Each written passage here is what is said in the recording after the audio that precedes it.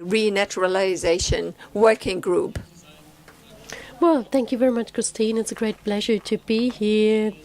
Ladies and gentlemen, Armin and Peter and I will present to you the results of a research project, so from the final stage of the project. And here I would like to thank Robert Kriewitz, who wrote his doctoral thesis on that and who can answer all your detailed questions.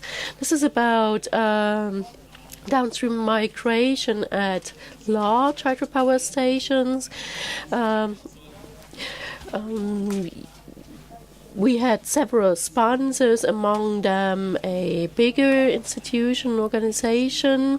This is just what I am going to talk about. I will talk about the hydraulics of guide vanes and guide screens, and Armin Peter will then talk about the ethohydraulic model. So we will also talk about animal tests, but I can assure you there were neither lethal accidents nor did the animals have a headache afterwards. At least they didn't tell us.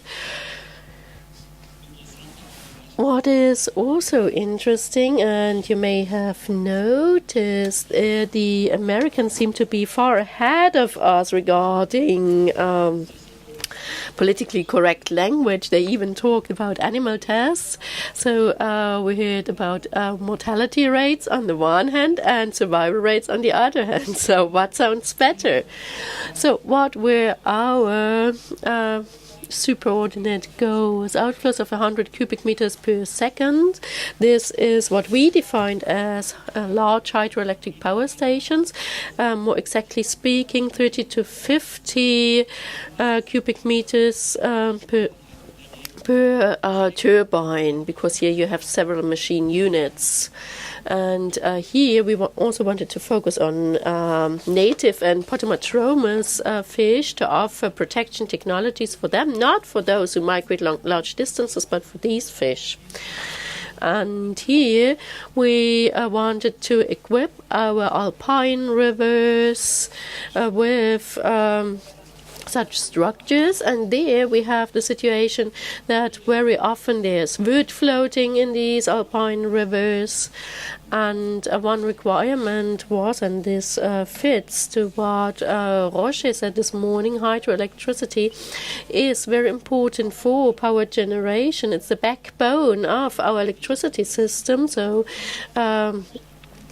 there should not be too much of an impediment to power generation, and we should reduce generation losses. So in the first phase, we did a literature review to check typical measures, the conventional measures, which all have their pros and cons. And you see on the right-hand side why certain of them were not considered.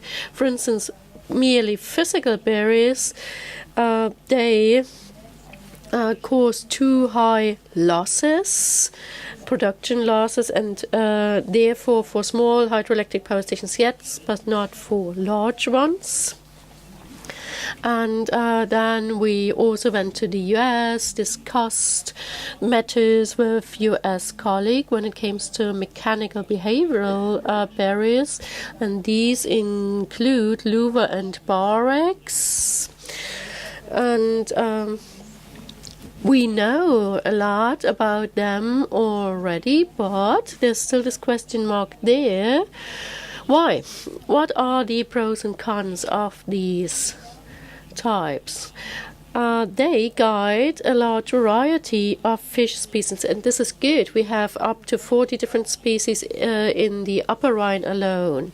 They are obviously suitable for high variations regarding hydraulic conditions. They are robust, also with regard to floating wood and so on, but they also have their disadvantages because of their incline to the main flow.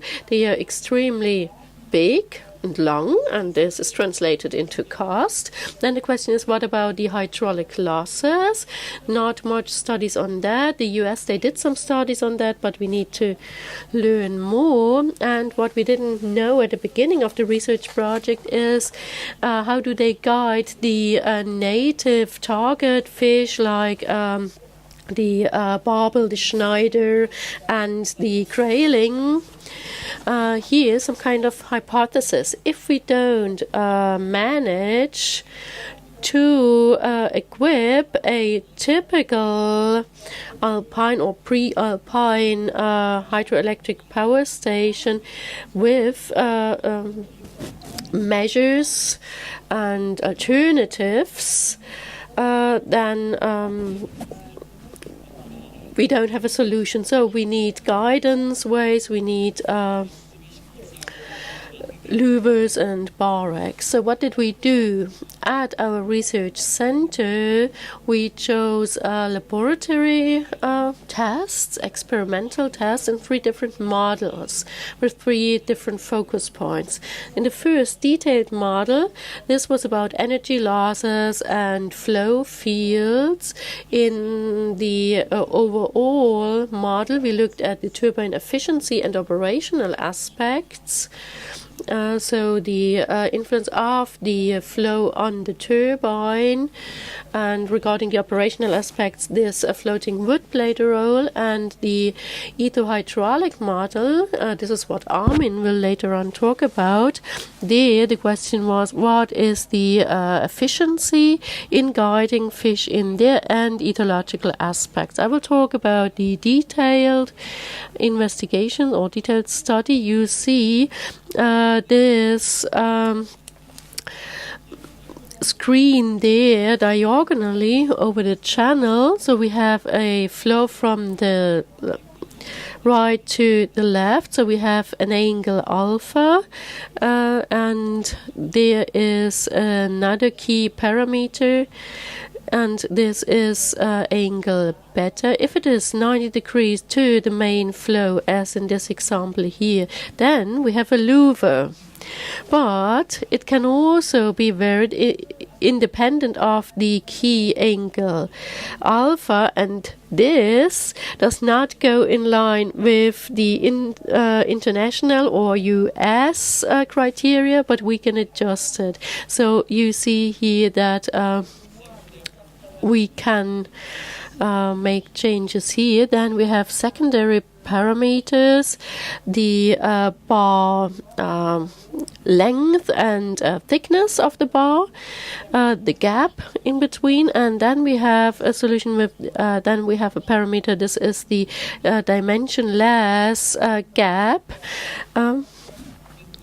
And this is a visualization of a louver under a 45-degree angle at 3 different inflow velocities, 15, 30, and 60 centimeters per second, with a flow from left to right. Whereas the upper 2, there you can see a second flow. So the water level remains the same, but in the last one you see these 3-dimensional effects, major turbulence, air. So this is already visually a measure of the energy losses resulting here. And with this louver under this great slope, this means that there a high loss of energy will happen. So here the results regarding energy losses. So what is a dimensionless energy loss value? This is just a quotient of total energy loss in meters or centimeters, delta HR, regarding the inflow energy at the speed height. So we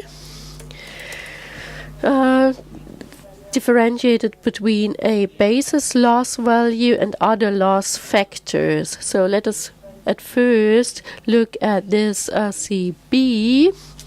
This is for all the different angles. Alpha is the main angle, and beta is the louver angle. So the bar width divided by the gap B, then this results in sigma. So I do know this may be a little difficult to understand with all these many parameters. So alpha is the angle of the screen, and the higher the slope, the higher the relative energy losses. Beta, this you may here we have 90, 67.5 and 45 degrees. Unfortunately, I didn't write it down. These were the three angles used. There you see values up to 20, only 10 there, and we are around 2.5 to 3. So the smaller the angle beta, the smaller the relative energy losses. And the bigger the distance b, the smaller sigma, and the smaller the energy losses. So this is intuitively what would have been expected. And beta, this rod angle, is very important. So if we have a lower incline, a lower alpha, the effect of the relative gap decreases. So when we look at the energy losses, it doesn't matter whether the distance is 5 or 10 millimeters when we are talking about big screens, not fine screens. So this is how we quantify the basic coefficient and the other loss coefficients. You see the other parameters here, the form of the bar. We only had rectangular ones and half circular ones. And if you all take that into account, make the calculations and compare it to the measurements, we receive this diagram. On the ordinate, we have the calculated values and the expected values. And then you have, we are not so bad, you can see, taking into account measuring deviation, so we have 15 to 20% deviation here. What do these values tell us? We have to compare that to what we know already, and you can see that here in this rectangular space there. So according to Neusburger measurements, it was done 5 years ago, these are relatively normal losses. So the borax are significantly better than the louvers. You can say that, see that there. And the efficiency of borax is also very promising regarding the guidance of fish. Now regarding the flow fields, we made 2 parallel light sections with laser technology, measured speeds and measured deviations at a high resolution. This led to these colorful pictures. These are the measuring values depicted there, and the upper diagram shows us the speed with the median inflow from left to right meets the louver at a 45-degree angle. And what do we see here? That there is an acceleration towards the wedge up there and a certain deceleration at the bottom. Then a very strong 90-degree turn, and effectively about 30% of the flow are still there. So this shows us the losses are rather high. And the second one here we have, and in X direction, and the last one in Y direction, but basically what I already said remains the same here. Maybe one more diagram on turbulence figures. There's different ways to depict them, and you see how the results are here. So low values in the blue or dark green area, and only very close to the screen we have the red values. So the high turbulences are only very, very close to the screen. So the high increase can only be seen in direct proximity to the screen. And what could that potentially mean for the fish behavior? Well, basically you would think it is good that there's a gradual acceleration towards a bypass that comes up there. So here we have the comparison of louver versus Barrack, and this one Barrack configuration in the main flow direction, transversal direction. You see the acceleration in both cases, and what you can also see is that we have the transversal component over the major part of the screen, so a certain transversal component that hinders the fish from swimming into the screen. So far on the detailed model. Now on the overall power station model. So we had a block power station at a 1:35 scale, a typical power station as we have it in Switzerland.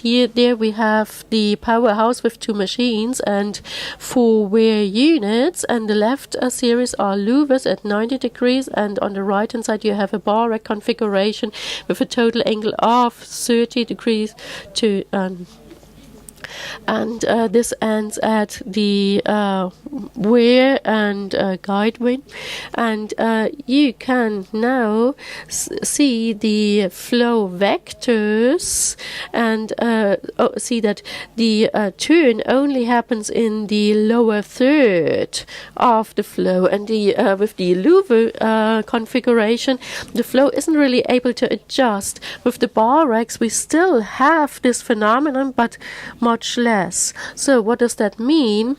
The fish has to face a high transversal flow and is hindered from swimming into the bypass. On the left hand side with the louver, on the right hand side with the Barrack, it looks much more promising. Why is that important? On the one hand because of fish guidance efficiency, and on the other hand because of generation losses. Then turbine inflow. This is a view from the front to turbine side left and right. There are different criteria. So ideally 50% of the outflow go via the left and 50% via the right flow or right side of a turbine. So it is not quite 50-50, you can see here, but almost. Then the second one is with louver, and the last one with Barracks. Same situation. You can see it with the louver. It is very or not very homogeneous, which means that the turbine efficiency is much worse, and you also see the water level there, which is reduced significantly. So a 40 centimeter decline of the water level, and with the Barrack, especially with the flat 90-degree angle or 15-degree angle, it is much better. It is almost comparable to the starting situation, the first picture. And then we did trials with floating wood, and you see without any installation in the middle with a louver with a higher incline of 30 degrees and a louver with 15 degrees. So you see their length is increasing. Then up there turbine and weir operation, and down flooding, only weir operation. High flooding, so there you have a lot of wood that floats towards the hydroelectric power station. And if it is only weir operation, you see the differences with that. If first well, we have the first data on wear management now that can help us here. So a possibility would be to fully open the last wear. That would be one possibility. So I know I have to come to the end of my presentation. Here, this was about the fish now, a one-to-one model regarding the screen. Of course, not the flow depth. We are talking about a 1 meter flow depth, but we wanted to see their behavior. And here you see the difference. The hydraulic model, we now have a bypass there, and the detailed model is down there.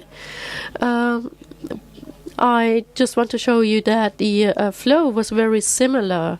So from a qualitative and a quantitative view, they were rather similar. And last but not least, one last configuration, hydraulic model without bed wall, and down there with a bed guide wall. We are focusing on the transversal speed. See that it does have an effect. There you see the red is almost permanent there. So always this transversal speed guiding the fish towards where it should go. So these are some backgrounds in order to better understand the results on the fish guiding efficiency that Armin will now present. So thank you very much for your attention, and I now pass the floor to Armin.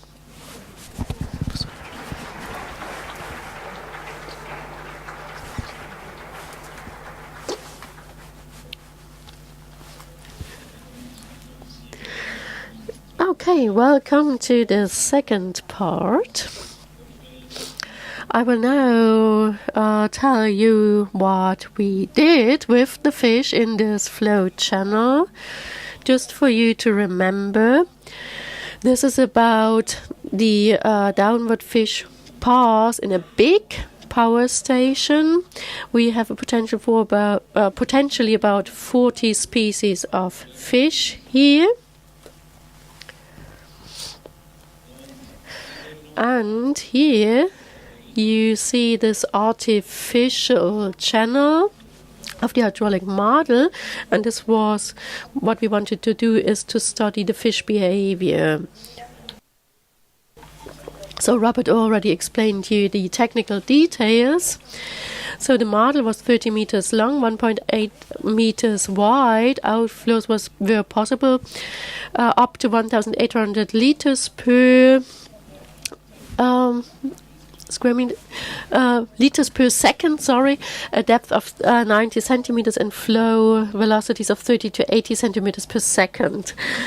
Here you see again the starting part. The fish were at first caught in there, and then it is open and they can voluntarily swim on.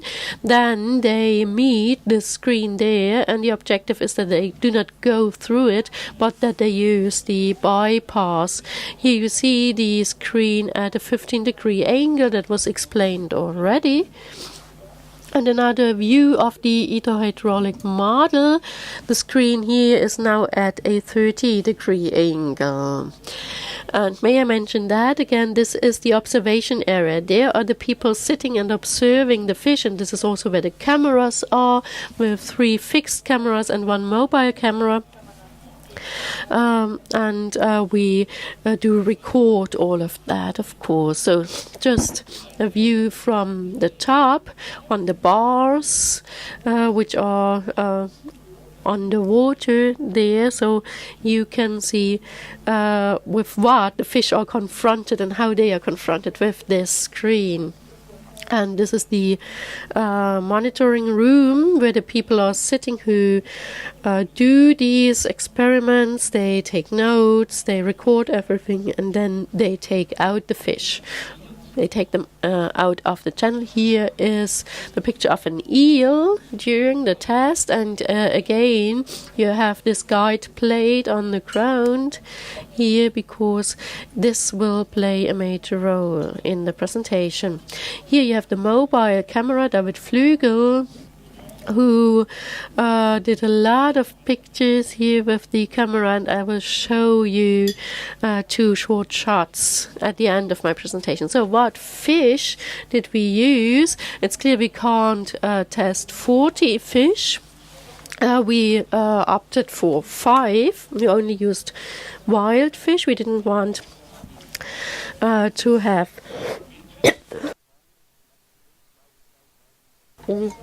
so we used freshly caught wild fish, graylings, then barbels, and the Schneider,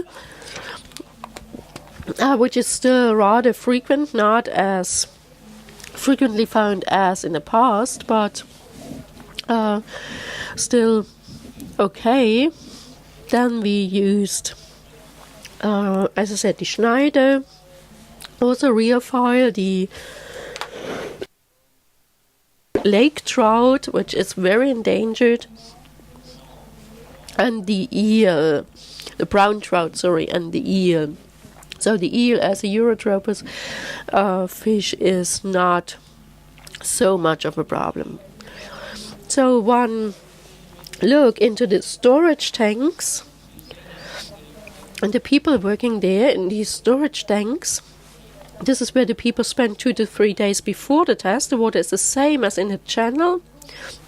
So no adaptation problems here. They were used to this water, also to the temperature and so on. So the overview now. Autumn-winter 2013. We tested a total of 20 configurations. Different angles of the screen, different bar widths, and different angles of the bars, as Robert explained. And then in summer, we continued between May and July with another 14 configurations. And I want to give you an overview of what we did there. So again, this is the view into the model, flow direction, left to right. So you see the guide wire, the guide screen at a 15-degree angle, and the guide wire at a 30-degree angle. So the tested configurations with louvers with a better angle of 90 degree and the guide screen at 15 and 30 degrees respectively. We also varied the bar width, 5 and 11 centimeters, flow speeds 30 and 60 centimeters, and we did the tests with and without bottom overlay. The bar racks were tested at an angle of 45 degrees with a guide screen of 15 and 30 degrees respectively, bar width, bar distance of 5 and 11 centimeters, and flow speeds of 30, 60 and 80 centimeters per second with and without bottom overlay. Then we had a configuration, the so-called zero configuration, with the guide screen with 30-degree angle, and there the bars were in parallel with the flow direction and a 5 centimeter distance between the bars at 60 centimeters per second. So these were the configurations we tested with the different fish species. Not all fish species were tested in all configurations. So the results of the louvers. There we can say generally that if we have an 11 centimeter gap, we are not so successful in guiding fish. At 30 or 60 centimeters per second, 55% of the barbels and 35 to 50% of the Schneiders swam into the turbine way, so through the guide screen. So in reality, they would be in the turbine, and this percentage is much too high. We think this is not a good result, then slightly better, with clear widths of 5 centimeters of the bars, 5 and 35% of the barbels respectively, So 5 is at the lower speed and 25 with the higher speed swam into the turbine channel, which is already better, and for the Schneider it was 10 and 25% respectively, but still a rather bad result, as we can see compared to the other solutions. So the louver was rather problematic. If we look at the Borex now, this better the angle of 45 degrees. The guide screen first at an angle of 15 degrees. Then we have a clear width of 5 centimeters between the bars, a flow velocity of 0.3 meters per second and 0.6 meters per second, 83 to 95% of the barbels, and 38 to 100% of the Schneiders swam into the bypass, and this is a much more exciting result than with the louvers.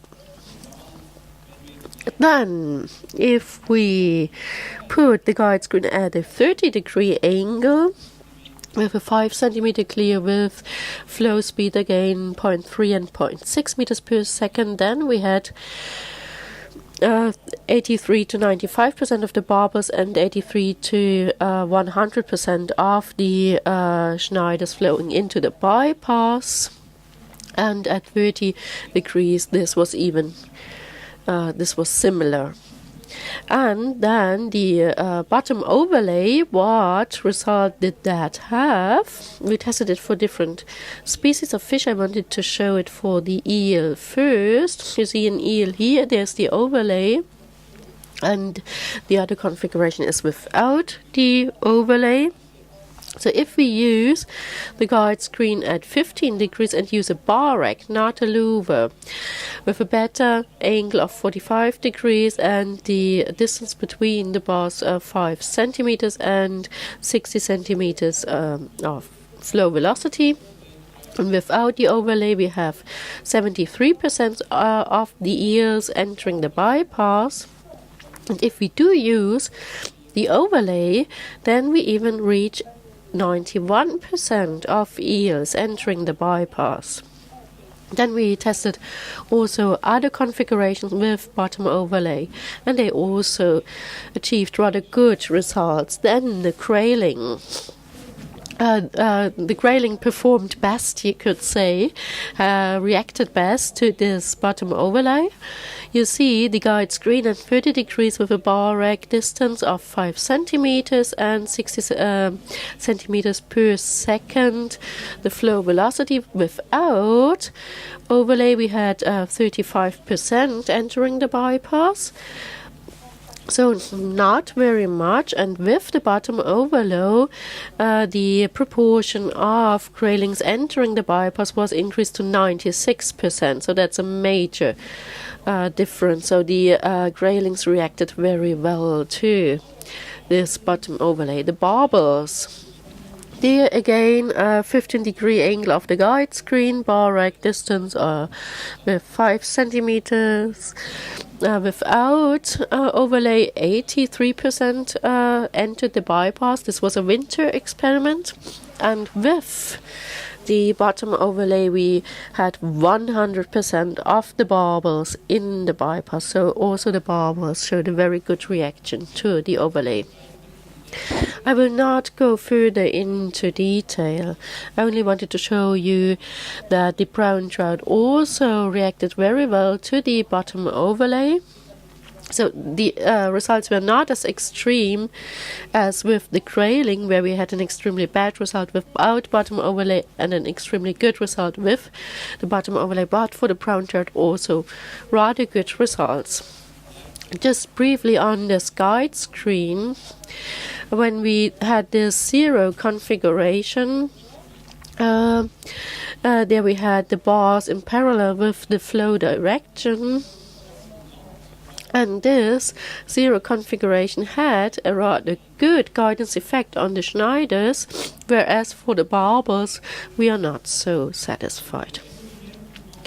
And some general remark: in summer, the fish cooperated much better than in winter. In winter, they sometimes refused to pass, so they were not motivated. The graylings in winter completely refused to cooperate. And now the approach towards the guide screen is very interesting. They usually approach tail first.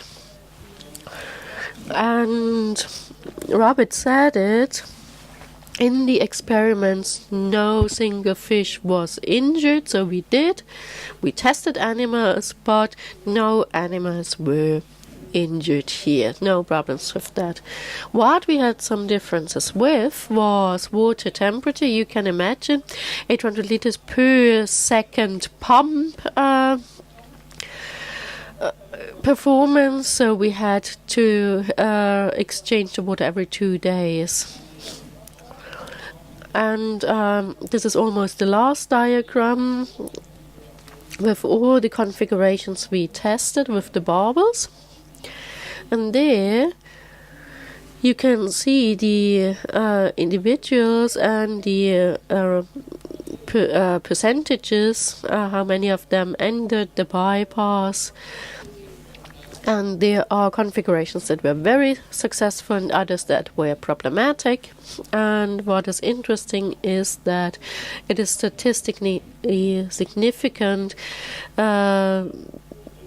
that for the barbels, the configuration really plays a role here. So, conclusion: the guide screen shows a good guide efficiency, but hydraulic losses vary very much. The bar racks deliver better results than the louvers. And both from an energy generation and from a fish perspective. Then the guide screens with bottom overlay, there we have a much better guiding efficiency for the fish. The zero configuration had certain guiding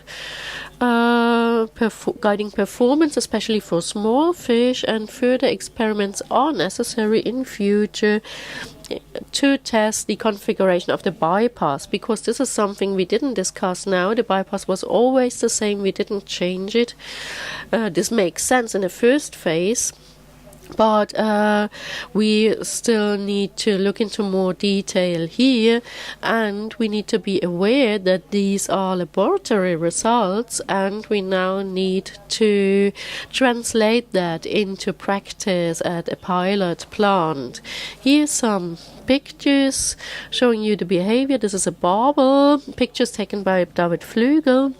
And the barbels, they always immediately contact these guide screens, tail first.